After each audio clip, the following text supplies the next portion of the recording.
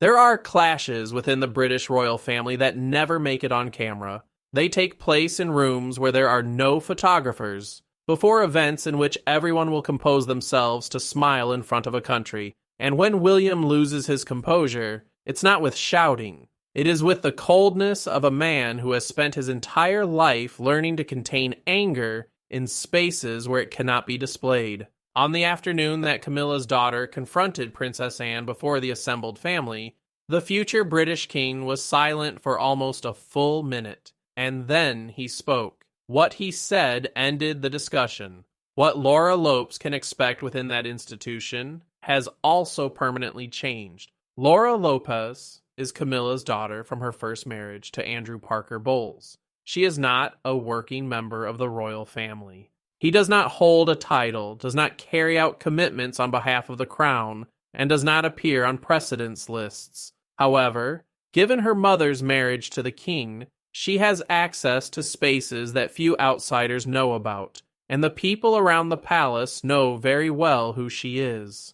The problem is that in the weeks leading up to the confrontation, Laura had been pushing the limits of that access in ways that reach the ears of people who don't appreciate boundaries being ignored. Princess Anne is one of those people. To understand what happened that afternoon, it is necessary to look at what had happened in the previous weeks, because the confrontation did not come out of nowhere.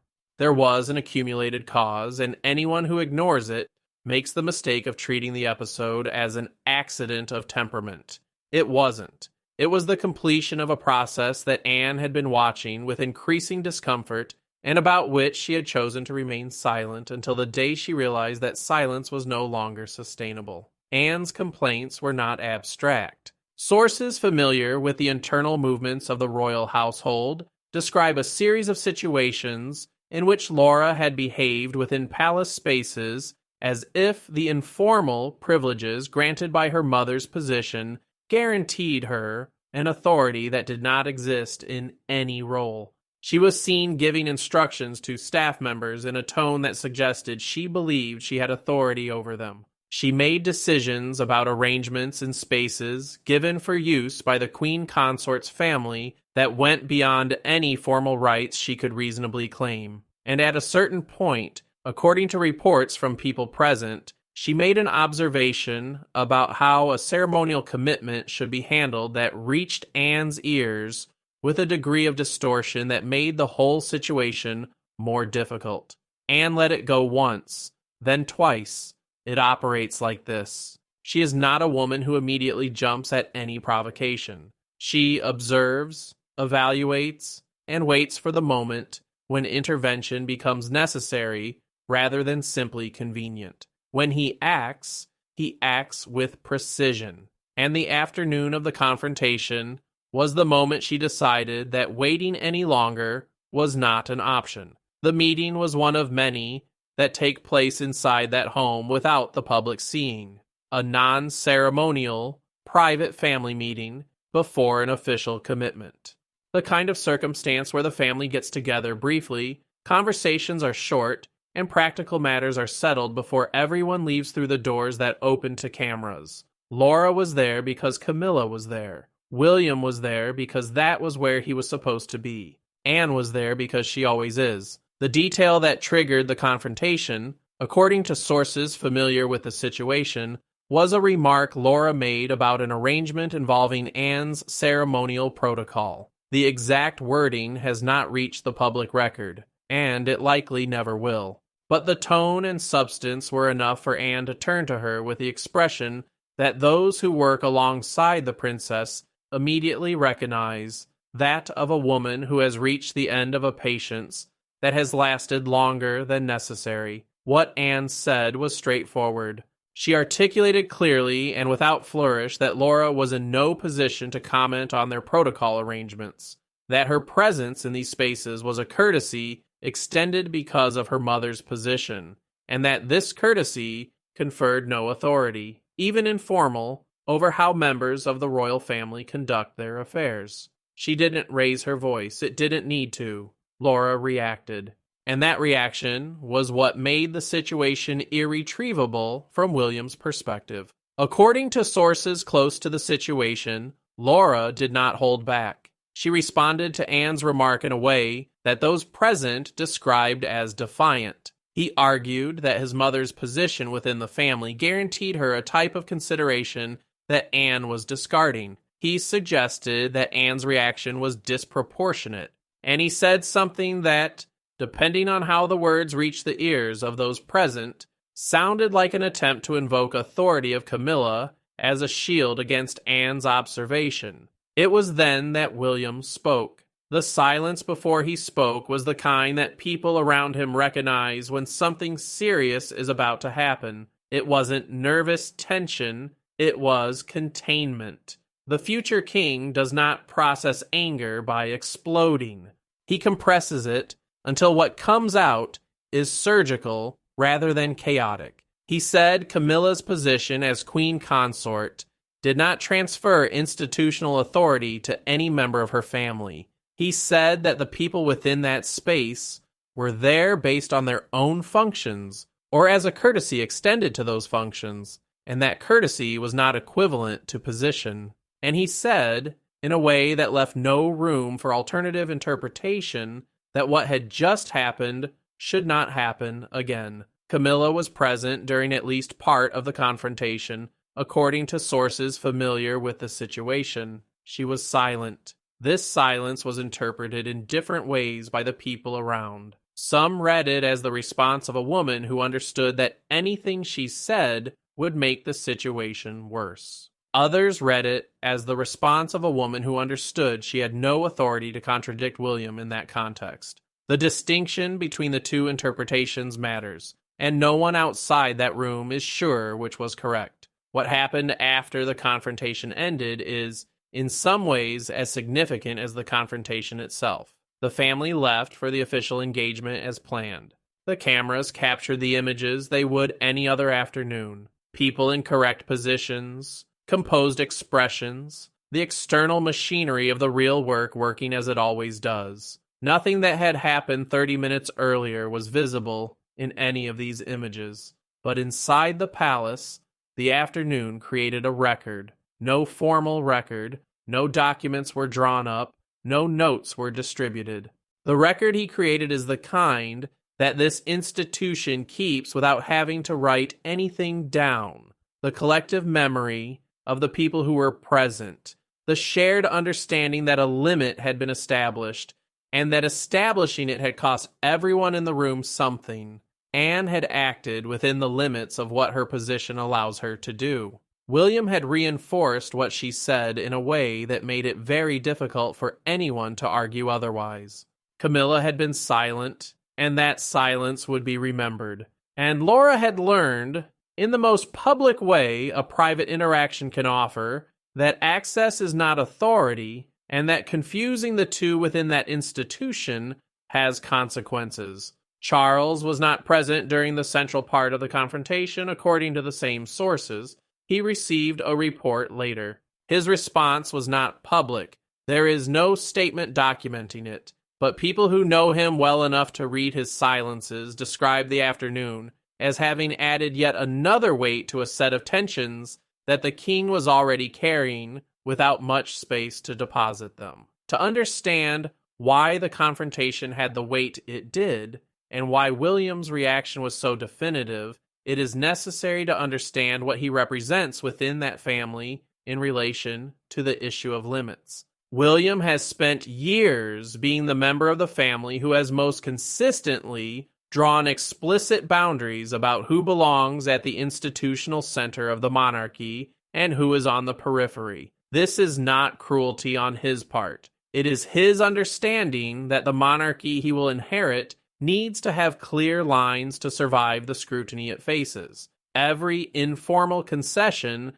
that turns into an unfulfilled expectation is a future vulnerability. He learned this by observing what happens when expectations are not managed. The specific problem that Laura represented was not personal in the perspective that those close to William used to describe how he thinks about these issues. The problem was structural. A person who has no formal role within the institution behaving as if they did even if the scale of that behavior is relatively small, creates a precedent that can be invoked later. And precedents within a monarchy have a longevity that goes far beyond the people who create them. Anne understands this equally well, which is why the confrontation happened with her involved and not someone else. She's not the kind of woman who lets the possibility of social discomfort stop her when she believes something needs to be said. Her reputation within her family as the person who says what others prefer to leave unsaid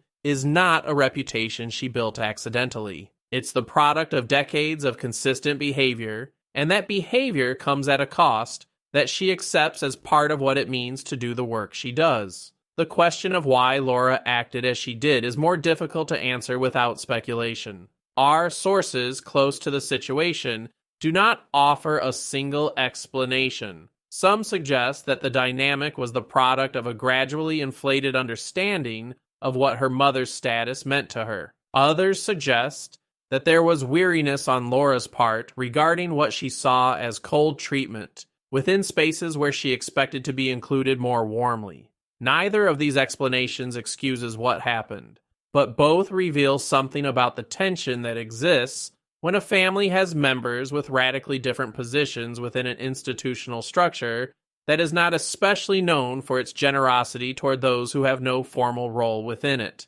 Camilla occupies a position that few in the recent history of the British monarchy have had to navigate. She is queen. She also has children from a previous marriage who are not members of the royal family. This arrangement creates a structural tension that does not disappear simply because everyone agrees to be polite in public. Laura and Tom Parker Bowles exist in a peculiar space, close enough to the monarchy that the world associates them with it, but distant enough institutionally that every attempt to act as if they are part of it creates friction. William has no particular sympathy for this tension in the sense that he is willing to alleviate it. It's not because it's cruel. It's because he believes that easing structural tensions with informal accommodations is exactly what creates the problems he spent years trying to avoid. The monarchy he wants to inherit is one where the boundaries are clear,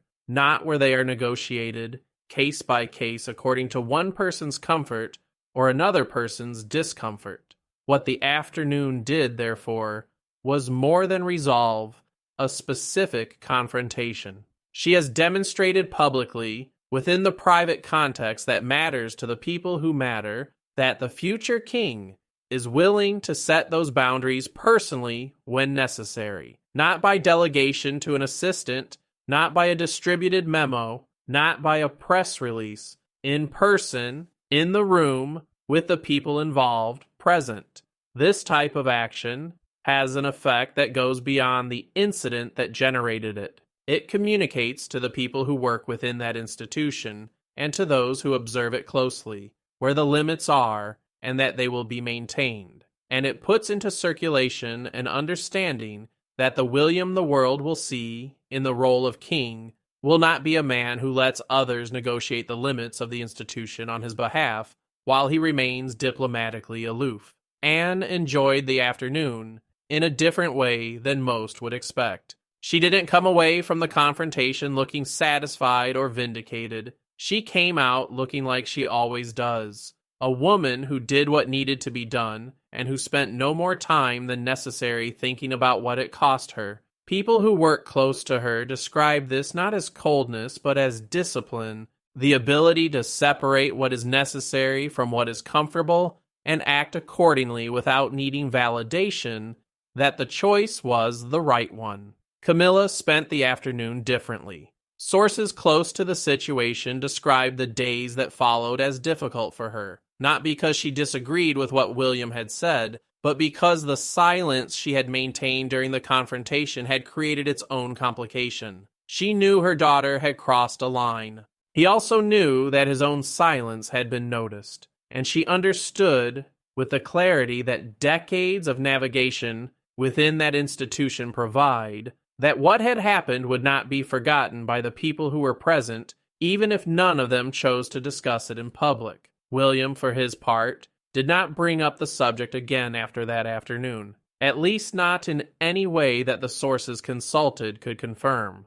He said what he had to say, said it the way it needed to be said, and moved on. This ability to close an issue internally, after having resolved it externally, is one of the things that the people around him most consistently describe when trying to explain how he works under pressure. What remained after the cameras recorded the ceremonial commitment, and the cars left, and the palace corridors returned to their usual frequency, was the silent understanding that this kind of afternoon always leaves within an institution that operates as much by memory as by rules. The rules were clearly established. Memory will ensure they remain. Laura Lopes didn't lose any titles that afternoon. She has no title to lose, but it lost something that within that specific world is equally real: the informal space to act as if the limits were more malleable than they are. This space did not formally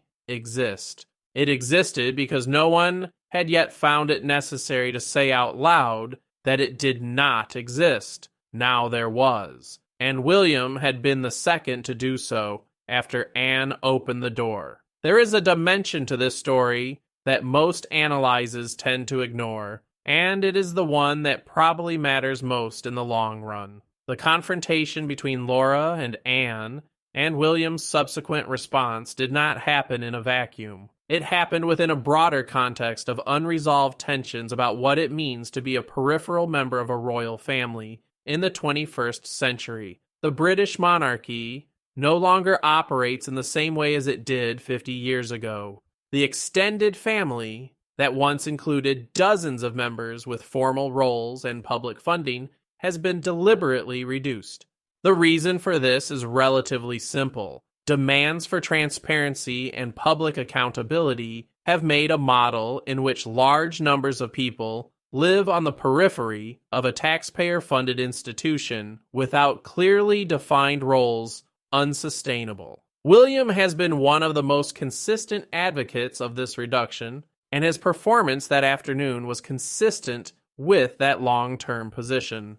What makes Laura Lopes' situation particularly complicated is that she did not choose her proximity to the monarchy.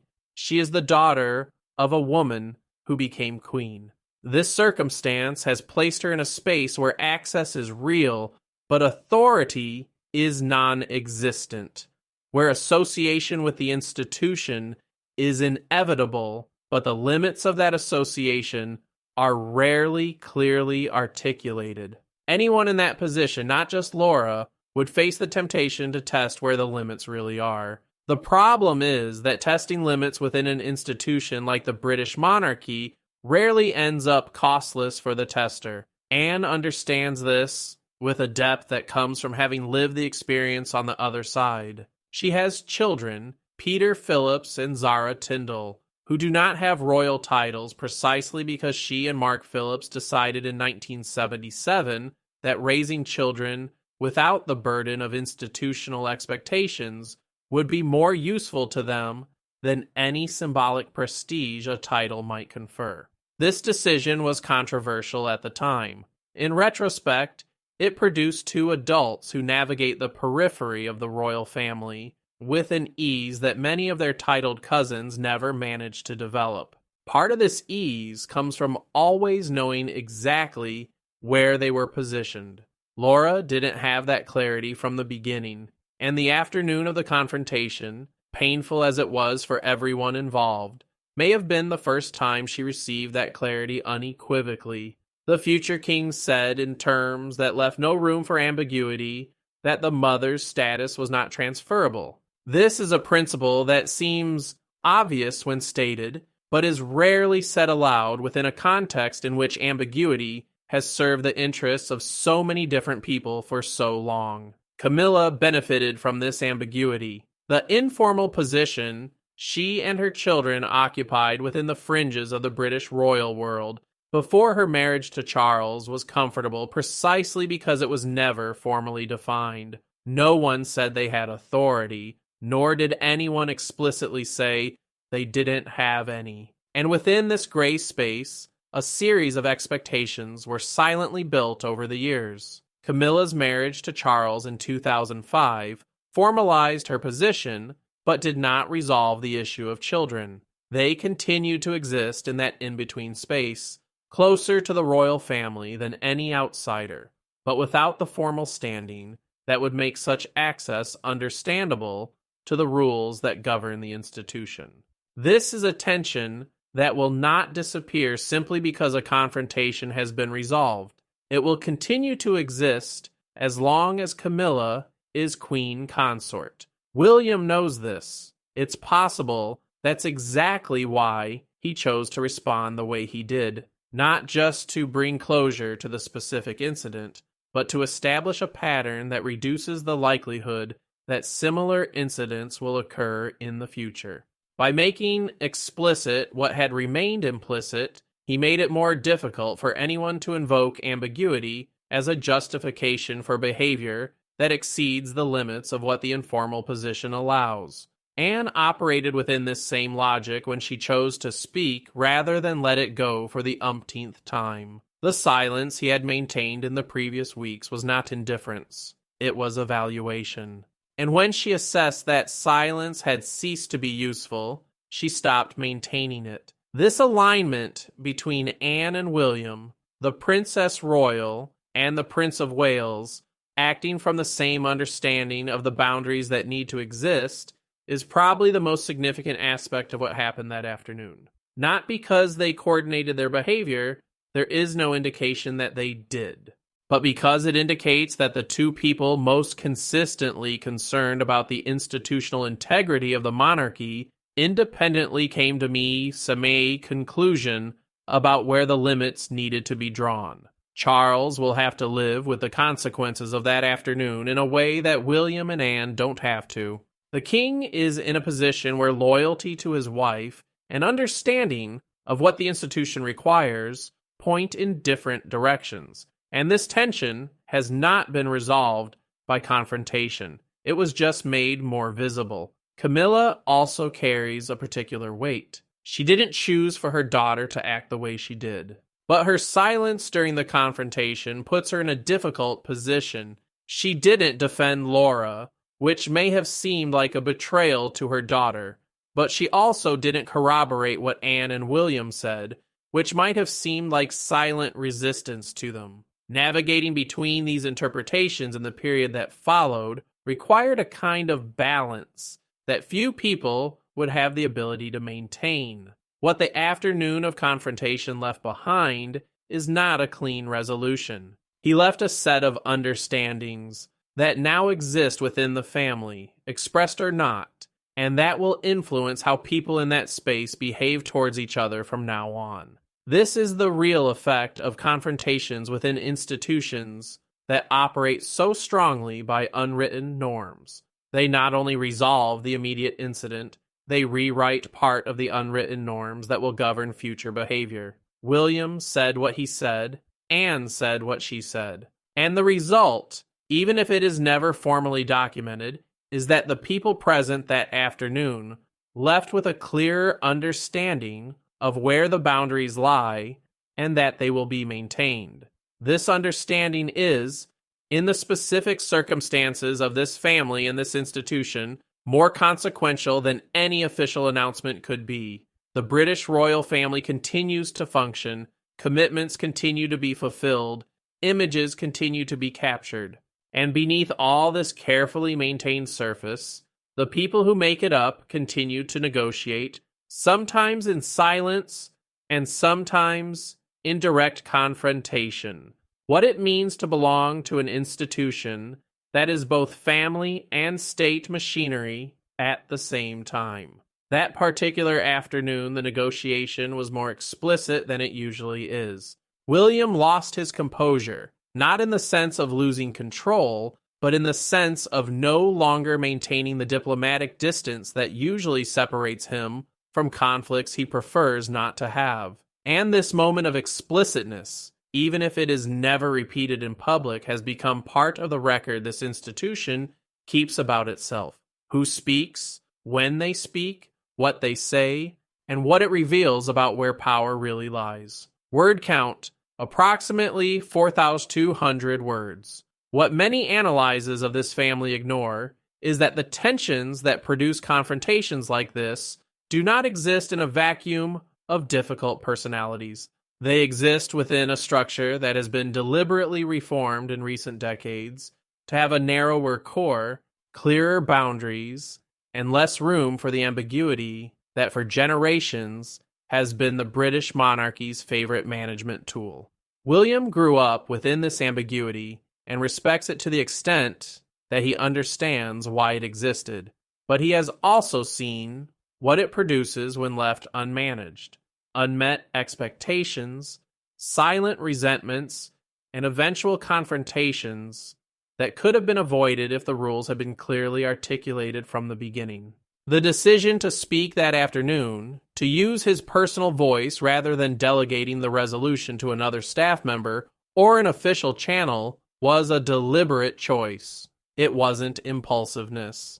It was the judgment that some things need to be said by the future king, not by someone acting on his behalf. Anne came to the same conclusion before him that afternoon. She's older, has more experience, and learned long ago that the costs of not speaking often exceed the costs of speaking at the right time. She does not enjoy confrontations, but he also doesn't avoid them when he believes they are necessary. This combination, willingness to act without pleasure in acting, is what makes their interventions within the family particularly difficult when they occur. Camilla has to live with the outcome and do so in a way that preserves her ability to continue functioning as queen consort without her internal tension leaking into the public space where it cannot be managed. This requires a kind of discipline that she has demonstrated herself capable of exerting over decades of equally difficult situations. Whether it will do so this time too, only time will tell. And Laura Lopes, at the center of the incident but far from the center of power, has to recalibrate her understanding of her own position within a world that was never formally hers, but that her mother's life made inevitably present. This recalibration, if it genuinely happens, is probably the most useful outcome the afternoon can have. Be produced. The confrontation ended. The family moved on. And the palace returned to the careful surface it presents to the world, as if afternoons like this did not exist within its walls, but they exist. And this existed, and the people who were present at it now know, with a clarity they didn't have before, where the limits are, and who is willing to maintain them.